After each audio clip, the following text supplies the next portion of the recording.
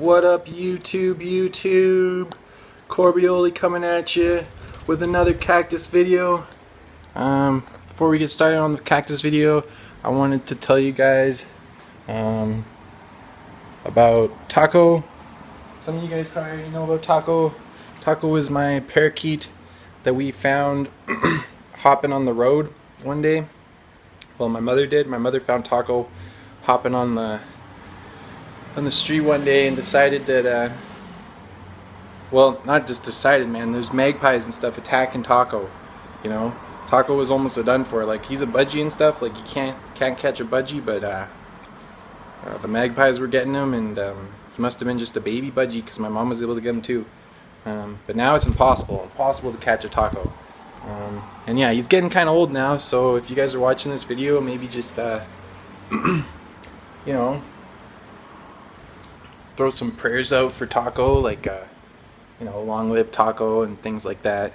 Anyways, I'm gonna put the bird away and I'm gonna step out onto the balcony, and basically I want to make this video today, guys. I'm gonna talk to you guys about like these little black spots that show up on sacred cactus, and about thrips, okay, and why they're there, why they're beneficial, and why they mean that your plants are actually super healthy.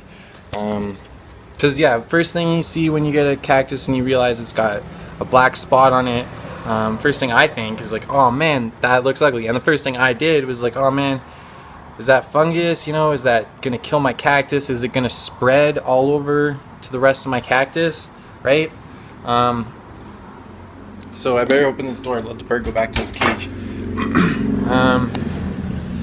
Yeah, but it's not harmful. It's not going to kill your cactus. And don't make the mistake that I had made, thinking that it is harmful to your cactus and trying to cut some of it off. So I'm going to step out onto the balcony, guys, and I'm going to show you guys what I'm talking about. Baby, check out those ties. Calling the cops, the ops, yeah. We gon' take some shots too. Take a pic to slide, yeah. Under get you slide through. Making flapjacks and bacon in the morning. Alright, Smoking so shotgun on a horse, the partner. video the other day, and I ended up having to bring most of the cactus inside. So what I'm talking about, so we'll look at these ones because these ones triggered a response from somebody. They said that they have a fungal infection, that they're etiolated, and they're sick. So the reason that they're etiolated, so this is too thin compared to this part, is because these three cactus were put in the corner of the tent. Unlike some of the main mothers that I used to create much bigger clones and much healthier clones, if you want to say that. It is etiolated, okay, so how you can fix that? First of all, this one still looks nice, even though it's etiolated. So I still like that one. And how you're going to fix that is you can take a cut there, a cut here, and a cut on this one just above the base, so you got a big base, which will just increase your chance of getting better roots. And then bring this up really close to the light, and you'll get pups growing out of here that's not etiolated. You'll get a pup that's growing out of here that's not etiolated, and you'll get a pup out of here or here, somewhere around there that won't be etiolated, okay? Or they can be used as grafting stock for other cactus. So as far as them being etiolated, it's not a complete loss. And they are the cheapest cactus on the market because of the way they are shaped, and the way they look. They're mother plants, they're clones, they are cheap. Best bang for your buck. The other thing is the spots. So people say that the black spots are fungus.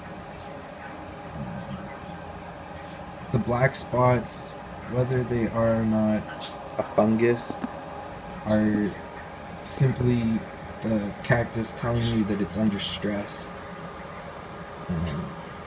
So it happens all the time.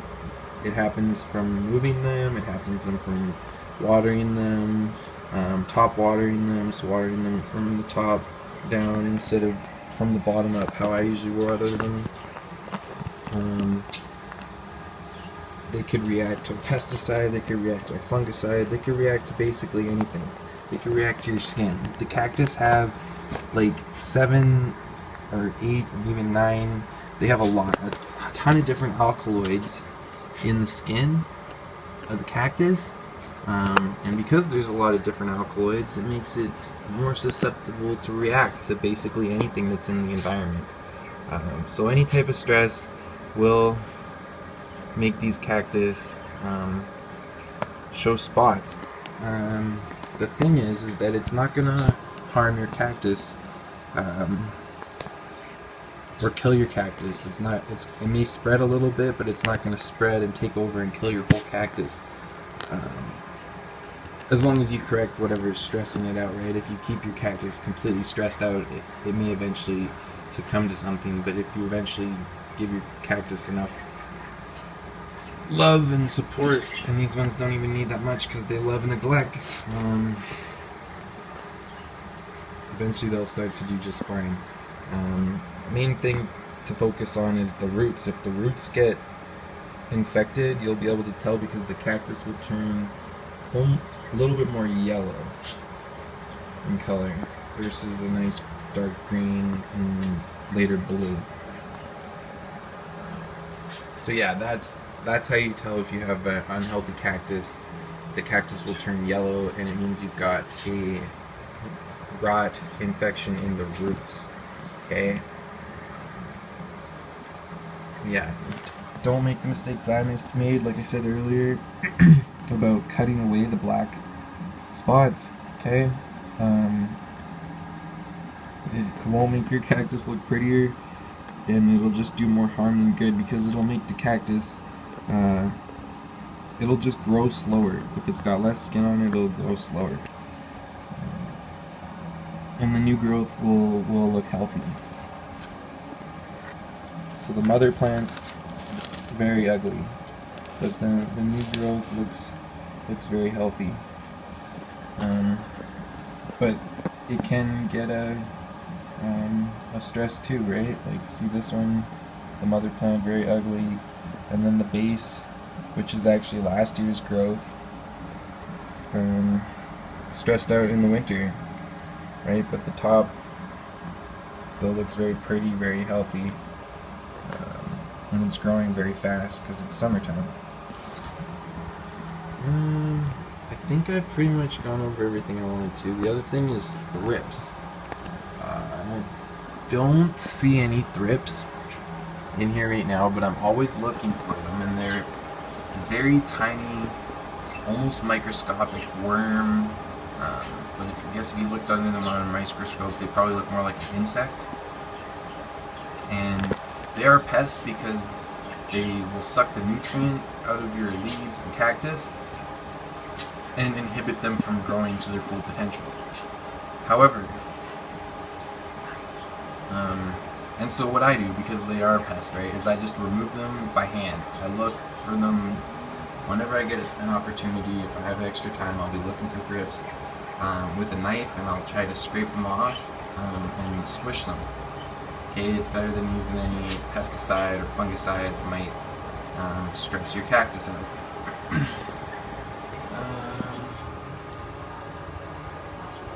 Okay, and the reason that the thrips are a good sign, it means your cactus are healthy, is because the thrips serve a purpose in a healthy ecosystem in nature. Okay, so in an open environment or outside, in a real natural environment, what the thrips do is they are food for baby ladybugs. Okay, so the ladybug larvae eat the thrips, and then they grow up because they had a bunch of tiny little thrips to eat. And when they're old ladybugs in the fall, they eat the aphids. Okay, and if you guys have tried gardening in my city, you'll know that by the time September hits, or even earlier sometimes, the whole plant, whatever is outside, is covered in aphids, right? So you're either going to have to use a pesticide to remove them, or you're going to take a ton of work trying to remove them all by hand. Or the natural way to do it is to have ladybugs.